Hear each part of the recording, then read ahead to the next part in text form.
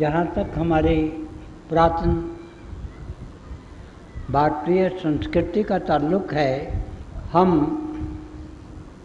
आनंद कंद भगवान कृष्ण और मर्यादा पुरुषोत्तम राम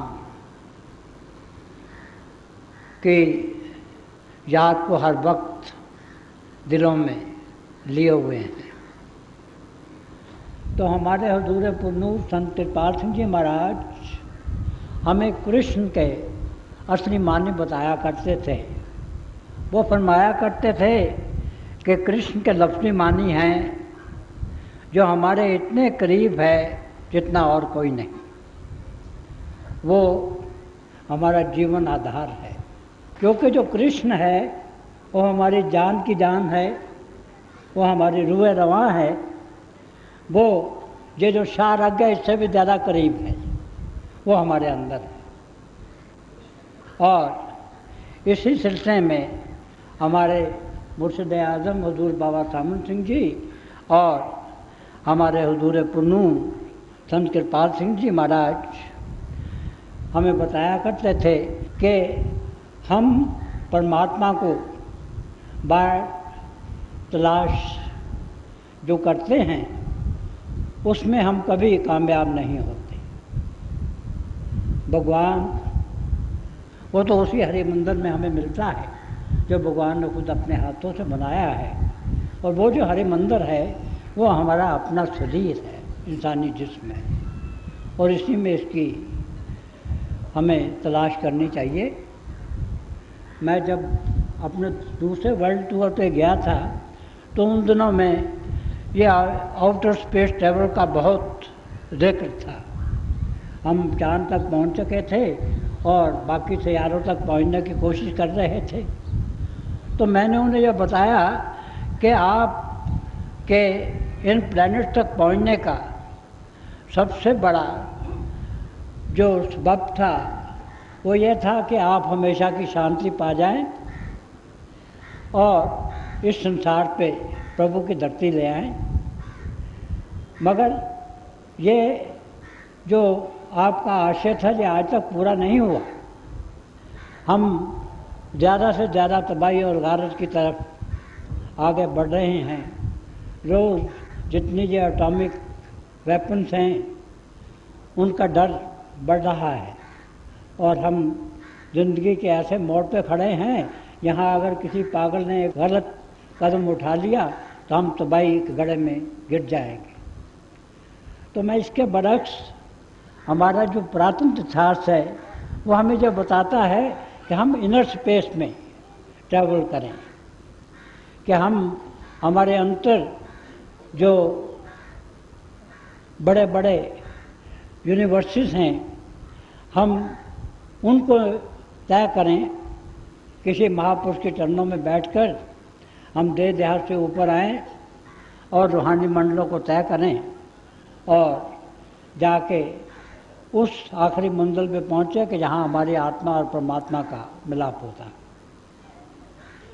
तो इसी बात को हमारे हुजूर पुरनूर और हमारे मुर्शिद आज़म बड़ी खूबसूरती से बयान किया करते थे।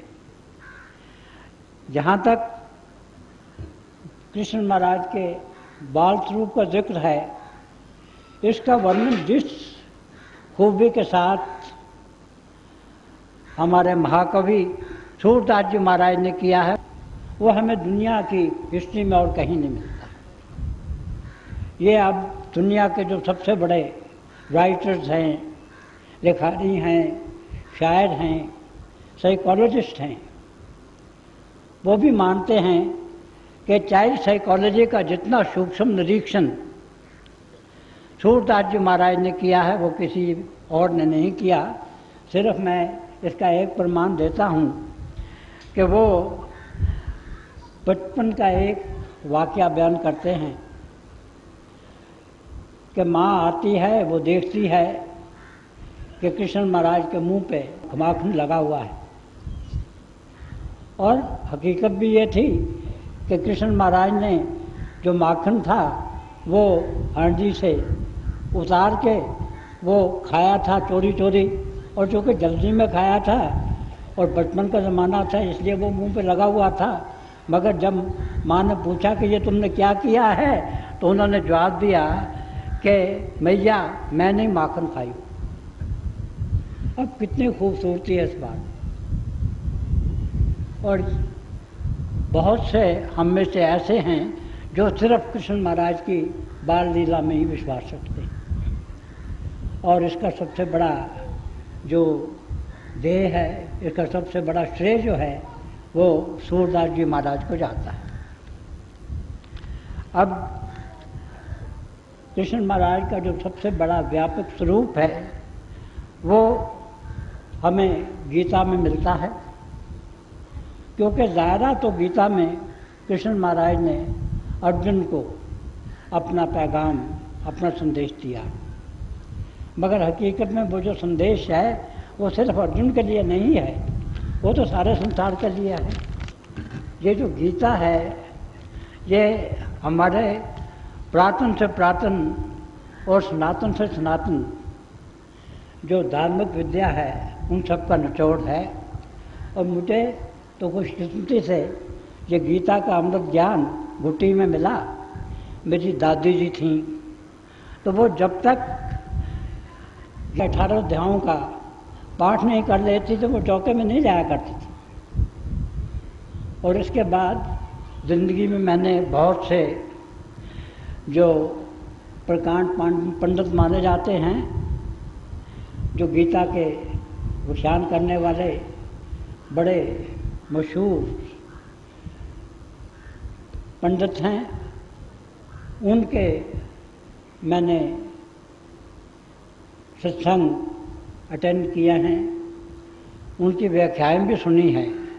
मगर अगर गीता के सही मानी और मफ़हूम मेरे समझ में आए तो वह इन दो महापुरुष हस्तियों के चरणों में बैठकर, यानी हजूर बाबा सावन सिंह जी महाराज और हजूर पुन्नूर संत कृपाल सिंह जी महाराज।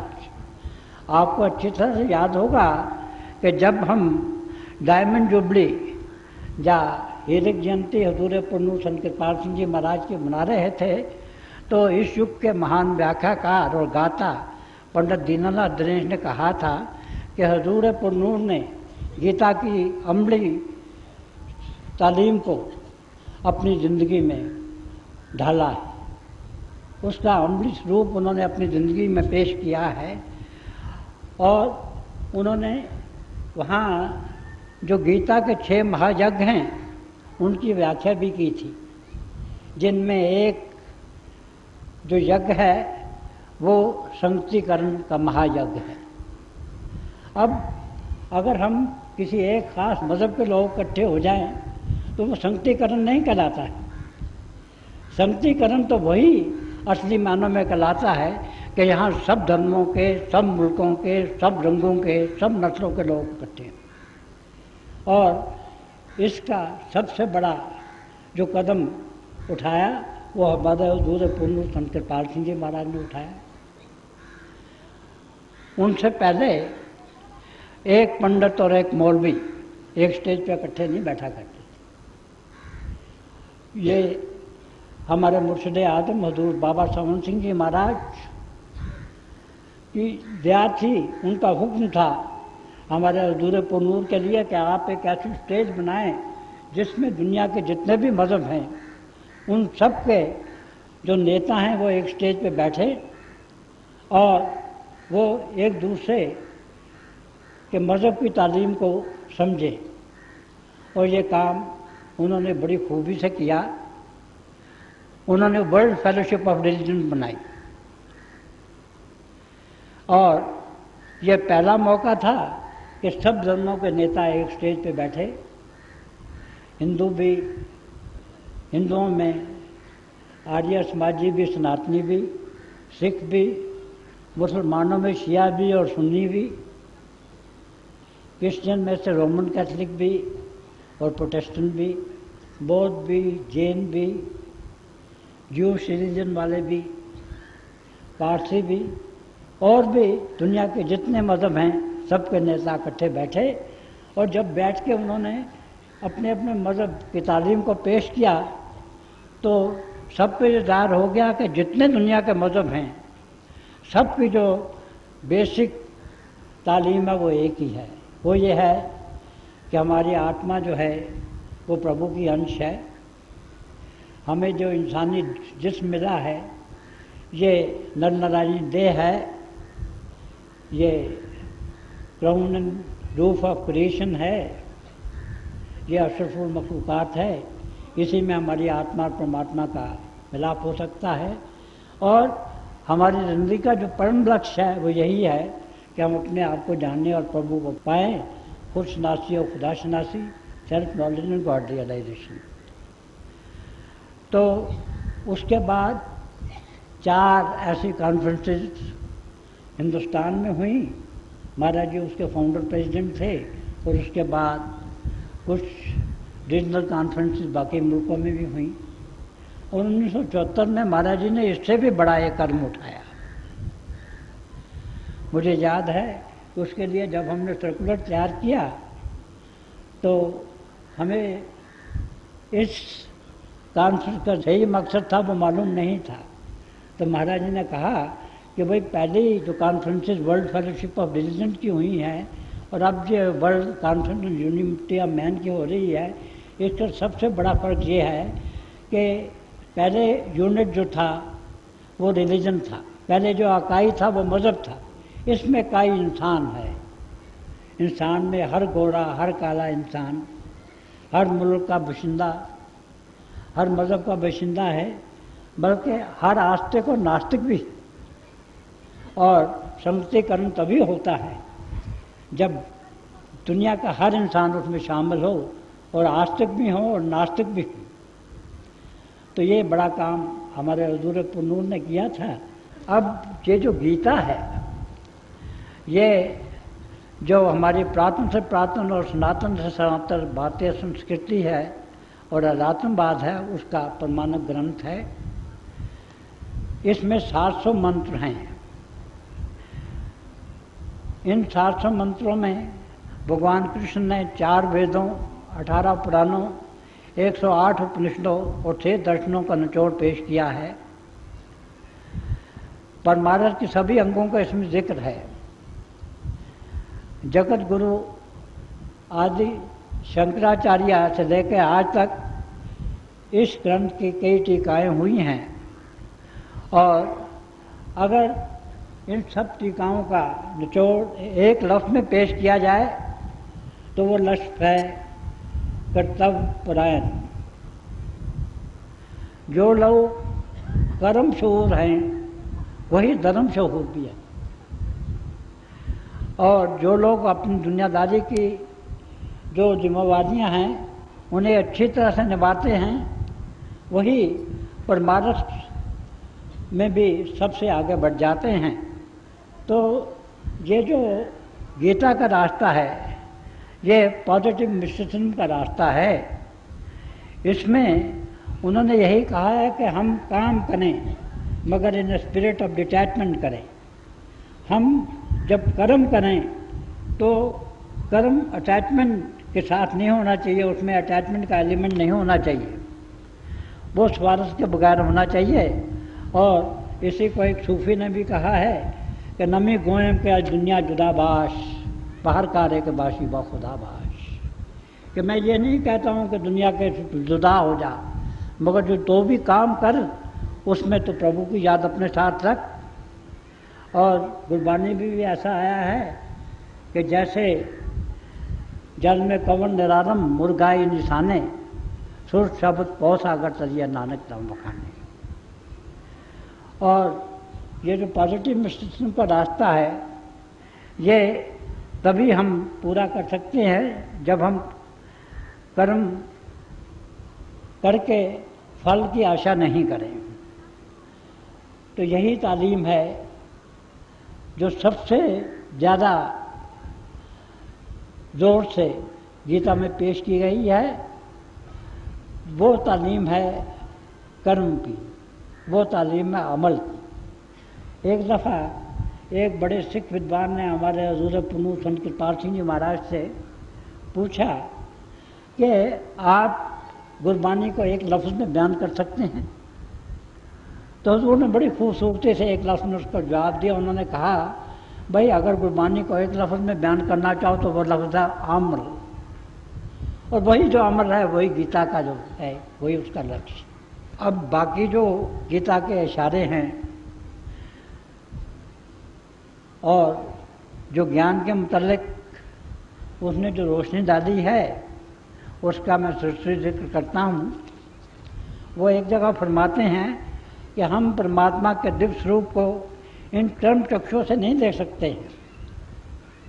परमात्मा अति सूक्ष्म है और अगम है, उसको ना हम इंद्रियों से देख सकते हैं ना मन से उसका तजुर्बा कर सकते हैं। और यही बात हमारे संत महात्मा भी कहते हैं कि देखो, जो प्रभु को मिलने का रास्ता है, जो ज्योति और श्रुति का रास्ता है, वो हम इन जिस्मानी आँखों से नहीं तय कर सकते हैं। जो उसके जलवे हैं जिस्मानी आँखों से नहीं सुन सकते हैं। जो वहाँ का शब्द है, संगीत है, जो हर वक्त निरंतर चलता रहता है, उसे इन जिस्मानी कानों से नहीं सुन सकते हैं। उन्हें हम अंदर की आँखों से देख सकते हैं, हम अंदर के कानों से सुन सकते हैं। और वो अंदर के जो आँखें हैं, अंदर के कान हैं, वो कौन खोलता है? वो कोई महापुरुष खोल सकता है जिसने ज़िंदगी और मौत की गुत्थी को खुद सुलझाया है और हमको उसको सुलझाने में मददगार हो सकता है। और यही तालीम गीता की भी है कि हम परमात्मा के देह स्वरूप को इन चर्म चक्षुओं से नहीं देख सकते हैं, और तभी हम प्रभु का अनुभव कर सकते हैं जब हम त्रिगुण अतीत हों और वहीं जाके हमारा परमात्मा से साक्षात्कार होता है। हमारे हजूर पुन्नूर बड़ी खूबसूरती से बयान किया करते थे कि सबकी महापुरुषों की तालीम का जो सार है वो ये है कि इंद्रिया दमन हो, मन खड़ा हो, बुद्धि विस्तृत हो, तब हम आत्मा का साक्षात्कार कर सकते हैं। अब देखिए कि गीता के जो पहले 10 अध्याय हैं उसमें भगवान कृष्ण मुख्तलिफ योगों की तालीम के आधार पर अर्जुन को समझाना चाहते हैं, मगर उसकी तसल्ली नहीं होती है। और जो 11वां अध्याय है उसमें वो उसकी अंतर की आँख खोल देते हैं, उसका शिव नेत्र खोल देते हैं, उसकी दिव्य चक्षु खोल देते हैं। तो तभी उसे परमात्मा का जो है, कृष्ण का जो है, उसके विराट स्वरूप के दर्शन होते हैं।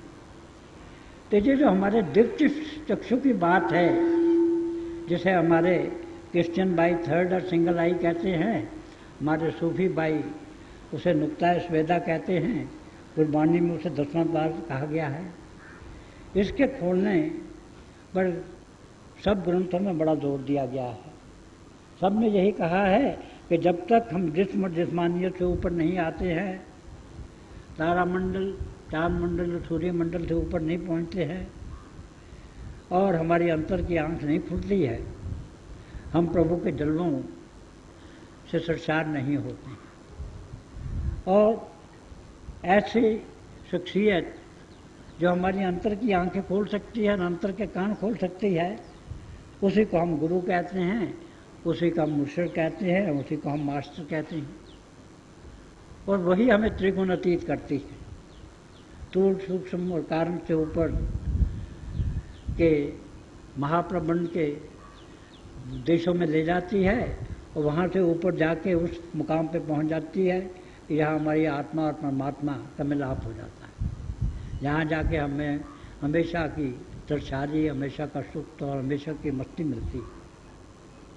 तो इसी जो दिव्य स्वरूप के देखने का सिलसिला है, इसको हमारे हजूर पुनूर बड़ी खूबसूरती से बयान किया करते थे कि influences, feelings and emotions are all subject to error, saying is above all.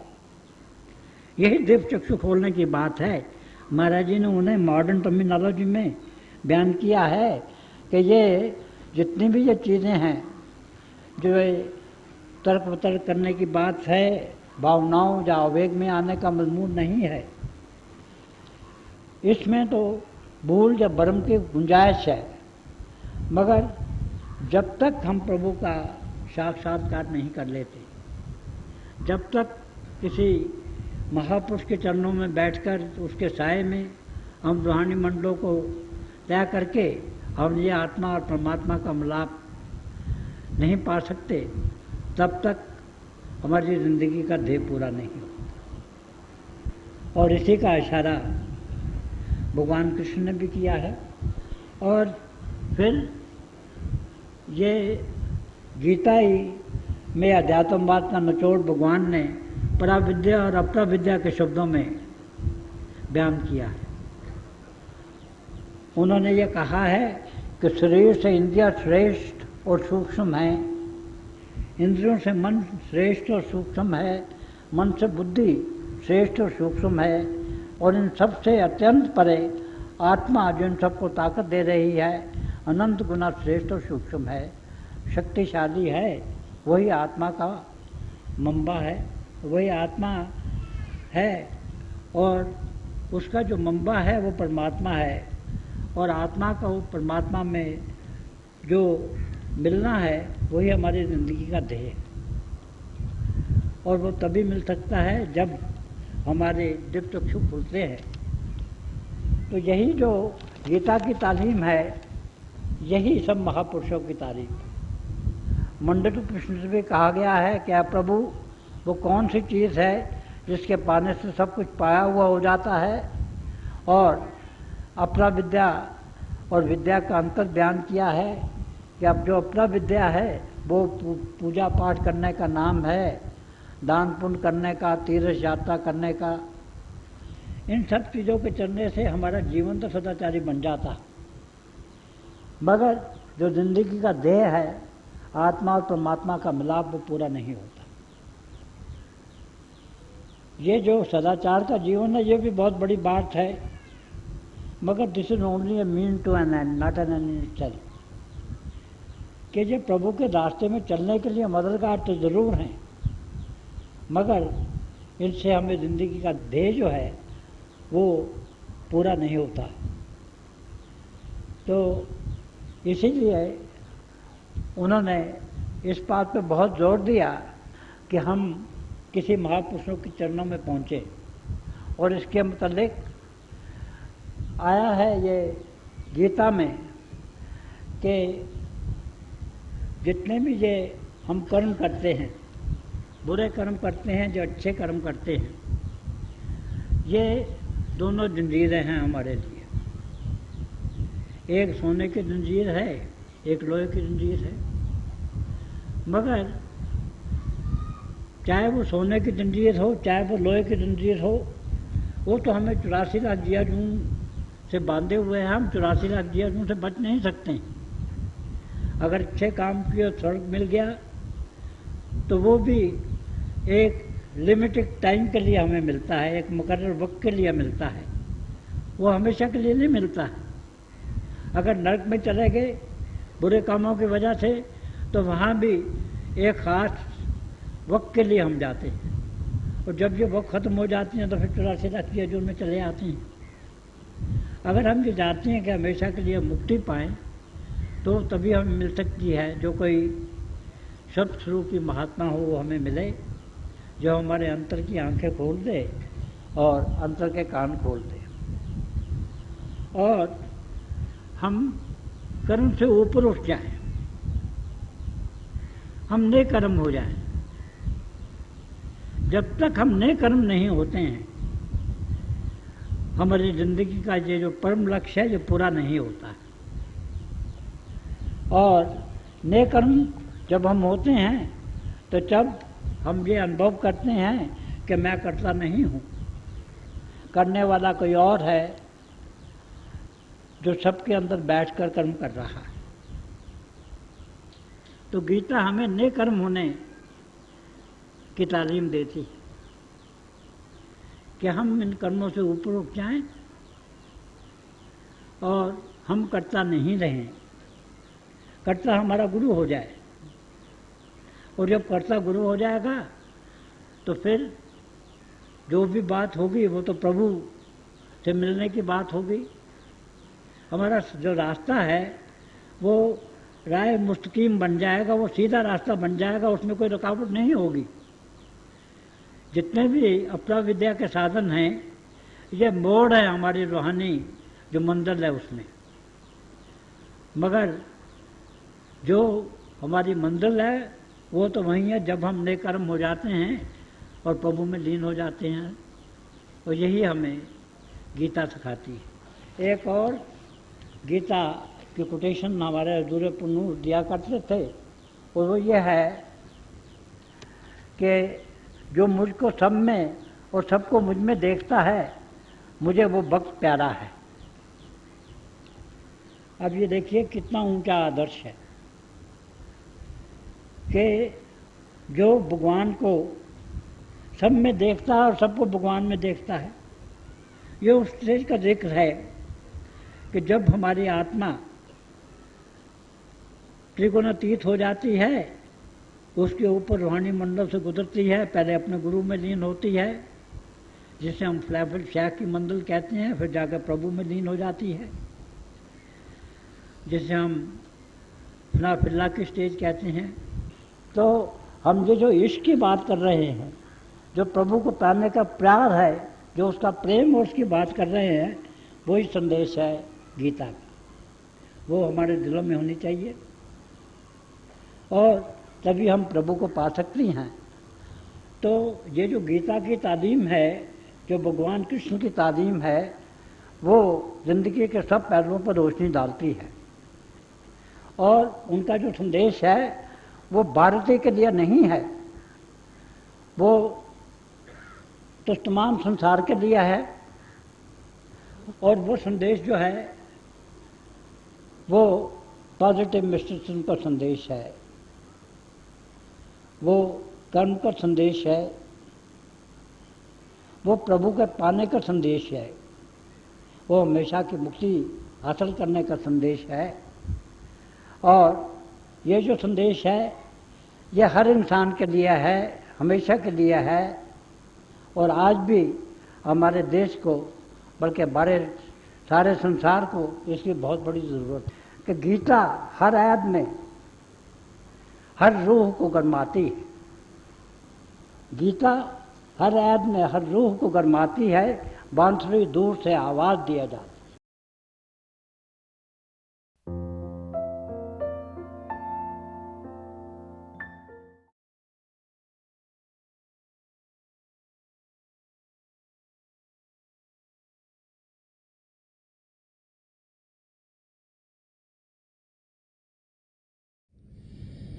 प्यारे भाई और बहनों,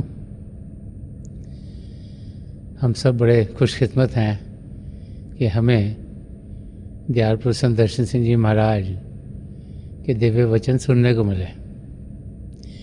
जो भी उनसे मिला उसने यही अनुभव किया कि संत दर्शन सिंह जी महाराज ने उनसे सबसे ज़्यादा प्रेम किया। वो बार बार समझाते थे कि प्रभु प्रेम के महासागर हैं, हमारी आत्मा उनका अंश होने के नाते प्रेम से भरपूर है और प्रभु के प्रेम के ज़रिए ही हम अपनी आत्मा का मिलाप परमात्मा से करवा सकते हैं। तो प्रभु का प्रेम हम सबके भीतर चल रहा है, शब्द के ज़रिए हम उसके साथ जुड़ते हैं। शब्द जिसके दो रूप हैं, ज्योति और श्रुति। तो थोड़ी देर के लिए आप सब प्रभु की ज्योत के दर्शन के लिए बैठ जाइएगा। आप जहाँ भी बैठे आराम से बैठेगा, अपनी आंखें बंद कर लीजिएगा और जो आपके आई बॉल्स हैं आँखों के डले सीधे सामने होने चाहिए, जैसे कि आप 8 या 10 इंच अपने सामने फोकस हों।